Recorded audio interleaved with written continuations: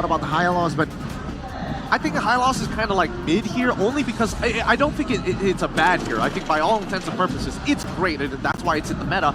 But against Bane, against Matilda, that's where it gets a little bit iffy. If they add one more layer to it, a means to kind of slow them down on the Glorious pathway, or even just taking up a Valentina for themselves, it kind of just evens out the draft anyways. So Valentina is definitely on the board here. So again, real good relation. Perhaps here Valpa can be stolen, but no. They are going for that 2-Sin and the Irithel, most likely with Sprint.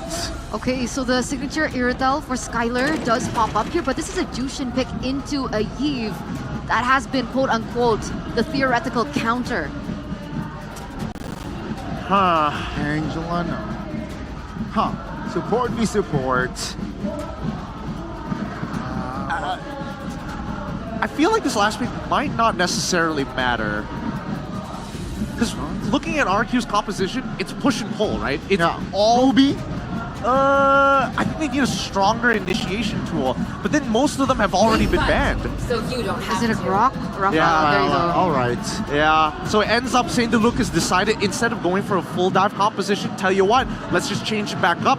We're also going to play the push and pull. So this game is going to be very adaptable. Both teams are going to be playing a very strategic game of ping pong where they're going to be rallying against each other. And once we get into the late game, that's when we see the very big smashes where Phoveus comes in, Deadly Catch even, and even the RWM. So we need to see that evolution of the ping pong into the tennis and then the tempo breakers. Oh, that's it. That's it. Let's see. I think TLID with that draft, we might see a 1-1. Oh, okay. Okay, the bold statement here from the panel, ladies and gentlemen. We're gonna see exactly how this ping pong tennis match proceeds between both of these teams as we throw it over to our casters for game number 2. Game number 2 on the cards. CLID, they have 1 foot in the castle of the kingdom. But now it is the time for the kingdom to once again reinstate their oppression. Gonna stake their claim to try and get that early game dominance. We were expecting something completely different, man. With the bans showing up earlier, we thought an assassin was gonna show up. But once again, it's a jungle, utility jungle, fighter jungle showdown here. And Fabian and Sysogen both duking it out. But now it's a very different approach. RRQ seem to be doubling down on that early game option. This Irithel is picked, right? And we saw it. Skylar yesterday with the Matilda and the Irithel playing around. Don't you think it's situational? But before that, the emblems, Rashi. Ooh. Wow, Litho taken by Fabian there. Emblems by Andy Home showing the tenacity for Yehezkiel, respecting the aggression coming in. Darren with the agility and the Festival of Blood, so he's trying to play that massive frontline role, but ooh, duel. This is the thing, it's still a skill matchup in the bottom lane, man. It's not entirely a win for the Irithel. You do have an advantage, in a way, for poke and wave clear, but Aaron can do what he's been doing best, laning. Yeah. Back to my question though.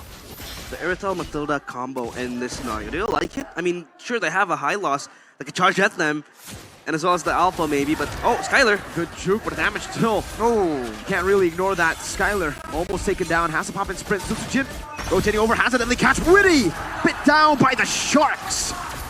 Wow, out of nowhere, Sysogen playing it aggressive, matching the alpha, getting the gold buff as well. And on the top side, even with Aran trying to be sneaky, avoid laning, cutting the wave, Darren actually came in to punish him, kind of equalizing the situation.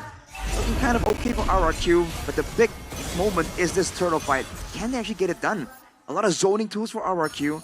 It's tankier frontline technically, but Team Liquid has a lot of damage and a lot of true damage at that, and more sustain. Yeah, TLID, they want to contest this turtle.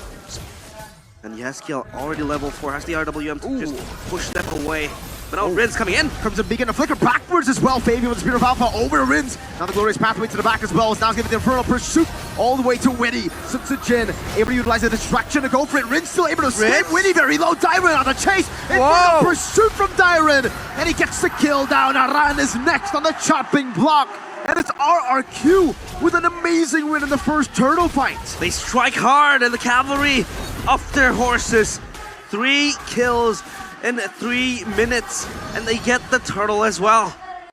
We've seen this before, dude. The Tsushin, deceptively tanky and doing a lot of damage, a lot of distraction in the early game, diving to the back line. It was looking so weird, so wonky, and we've seen it go wrong before, but it worked out right there, and diving on the Phobius, man, putting it down. RRQ doing a great job utilizing the strong pick that they first picked, but now can they maintain it? Can they find more? And now the Rafaela pick, right, in the hands of Witty. Yesterday, Key picked it up as well. Now it's in the hands of Witty.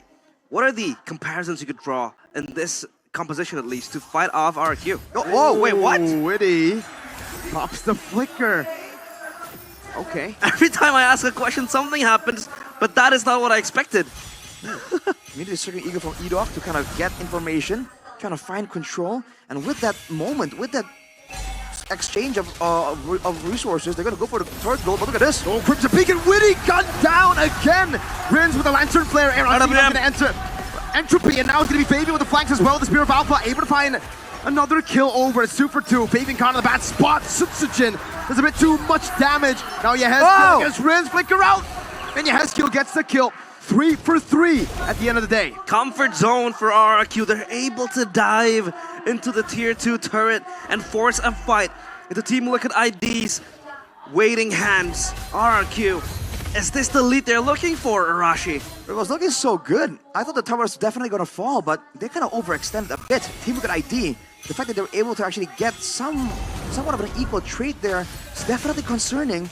But right here, there's so much control over the turtle. You can see Fabian immediately just going for the clear, going for the other resources available on the map. But look at the duo on the top side. Yeah, 1v1. They run with a flicker. That's a mistake. Skylar will capitalize on that mistake. A solo kill. Tyron all alone. Able to flicker out of the Holy Baptism, but you cannot flicker out of the glorious pathway. TL will get a trade. What is it with Team Liquid ID and their flickers in game number 2? That was a miscalculation from Matt on Chicky. It certainly came out of nowhere. And looking at the items here, whoa, hang on a minute, 1v1. Deadly catch now, the spear versus the shot, Sutsujin soloed! Fabian getting the shutdown now, getting the Lantern Flare to throw him back around. Fabian traded back again. Wow, that's Sutsujin 3-0 taken out by Fabian though. So they're both having 3 kills, but in theory, Fabian shouldn't be able to win it out there. And from that engagement there, Skylar also wasn't able to get the turrets. So both teams are hanging on to their early game objective very well. Yeah, the baptism again whipping this time around. Aaron Chicky has the entropy backwards. Circling Eagle, knocking him up. Aaron very low, and now the Lantern Flare on him. Skylar with a heavy crossbow takes them down under the tier 1 up top. The power of the Irithel Matilda combo. This time around, the Crown Prince has company. And even with the Has Claws, there's no need for Skylar to go back. He can stay on the map indefinitely. No mana cost. RRQ are using it as pressure. They're gonna for sure be able to get the tower on the top side. But even on the bottom side, Sutsujin being very active here. Which one will Team Liquid actually move towards? No. Ron will have to address the wave created by Sutsujin down bottom, but this just gets scarier for Team Liquid ID. But in this scenario, Arashi, in this sort of circumstance, can they still bank on the Natan? I think they definitely still can. Ooh. That's a lot of damage.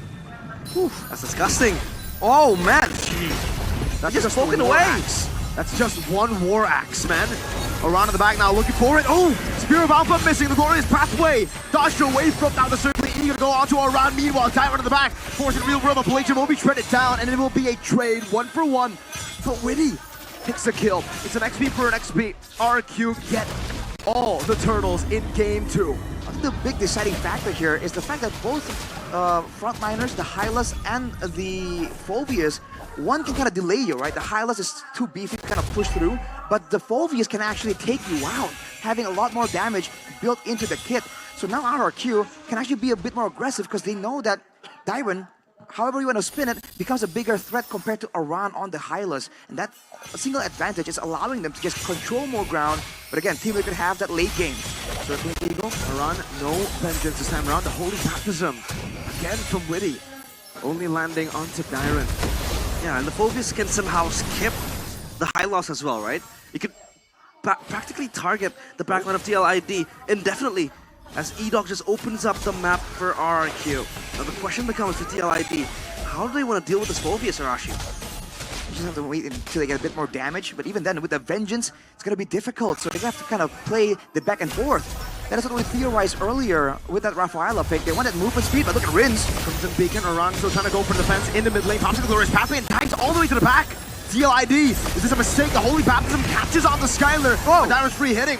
Now, two fights going on. Dyron able to get that Infernal Pursuit. Fabian very low. The chase around Shiki! Again with the flicker forward, only to get gunned down by Skylar. The Stallion misses his flicker yet another time.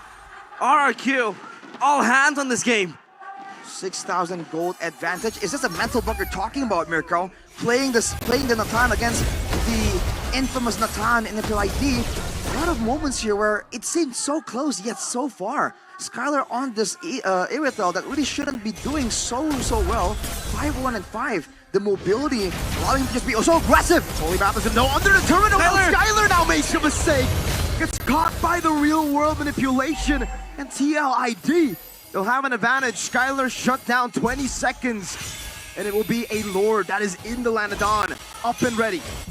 Mistakes after mistakes, both from the marksmen of their respective teams playing today. Now the Lord, though, they want to blitz it, but I think they're just waiting for Skylar to respawn to get even more source of damage. Oh, that burst, man. Circling Eagle, forcing the Vengeance out now. Deadly catch, Witty! Disappears straight to the back now with the Crimson Beacon. Able to get some damage down as Fabian goes in, gets rid of the back as well. Here on Shiki with the entropy forward. Fabian slices through Dyron. Yes, Teal gets the kill back, but Jin shoots Aran down. Another 2 for 2. Skylar back online. Heavy crossbow onto Fabian. Will use the Spear of Alpha defensively, but the Circling Eagle to the back will be able to find 2. Aaron getting gunned down. The heavy crossbow is too much for Aaron to handle. And the Kingdom again are able to make it work. Team Liquid ID overzealous. They saw that momentum. They saw the mistake from Skylar. They thought that they had that Lord for sure, but they overstayed. RRQ were able to find a relatively equal trade, and the moment Skylar returns, that was a signal to retreat, but the cavalry just did not notice it. Wow! Almost just one-shotted. What is the damage? Yikes! A lot of damage from the Kingdom. They're angry.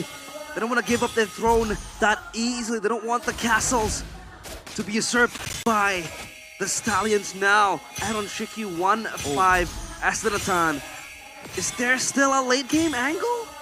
If it goes long enough, there's definitely a late game angle. At 10 minutes, 6,000, we saw that Geek Fan were able to come back from such a deficit, but RRQ, what is the plan here to crack open the base? This is the Nathan Eve combo with the Hylos. They do have Siege, they have the Irithel, but the Mage, it's a Zushin. What's the plan here for Kescue to really crack open this base? It might be some kind of dive. Yeah, it's more of a zoning mage with the Zeusin, right? You want the CC to keep on going, but the Lord will blitz and march forward. Lord in the bottom lane. No, first Lord, so you should be able to defend this again. It's a Eve and a Natan combination. Last time we saw, I would think it was day one. Fnatic Onyx having a 12,000 gold lead, but struggling to end against a Natan and a Eve. Now we talk about it, right? The Natan and the Yve, two of the best base heroes for defense in this patch, in the playoffs at least. Will RRQ be able to topple down that foundation for TLID? Oh man, we'll have to see. Looking at the items right now, already the Glowing One and the Divine Glaive. So he's Yehezkiel here, not playing to shred the front line. He knows Dyron's gonna be taking up too much damage, too much sustain. He's gonna focus more on having burst damage available in case Skylar makes a mistake, in case Weedy finds a great stun onto Skylar. He can just follow up and deal a ton of burst damage. For Iron Shiki, it's only about scaling up here. Holy Crystal almost completed. It's gonna be a massive spike. But the Radiant Armor is completed for Dyron, so again, it's kind of neutralized for a bit. Maybe one more item will be required before Team Liquid ID can really claim to have that shredding potential. Yeah, he has his Holy Crystal ready for Aaron Shiki. Now the big problem is he able to exert the damage? Because the problem is he has been overstepping, overextending, and creating, you know, minute plays that is not necessary. Flickering forward with the entropy as well. That has been the criticism towards him since yesterday, even since 2 days ago in that match against Beatron Alpha as well. Now it is a matter of how he will hold himself when the time comes. Now this is a delicate situation for Team Liquid ID. RRQ, just want to get the Lord, try and get some structures, that's fine. But Team Liquid ID, if they fail here, they falter and lose their front line, there's a lot of ground that RRQ can chase them through, and there's a ton of mobility available for them. Yeah, this Lord is important. 7.9k gold lead in the hands of RRQ. They look to even subjugate TLID further. They look for the zone, and here goes the Circling Eagle.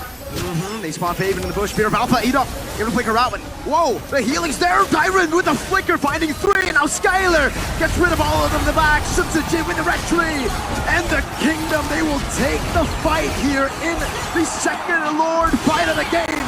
Skylar is a goddamn maniac.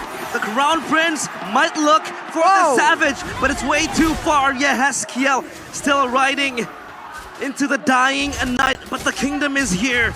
They wanna reinstate their oppressiveness towards the cavalry. A lot of damage, a lot of burst. Yes, you're going for the play. RWM on the Skylar, very low with the Wishing Lantern, but again now in front of Pursuit, the Demonic Force onto them.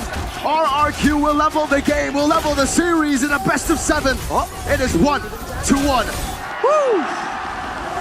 The Kingdom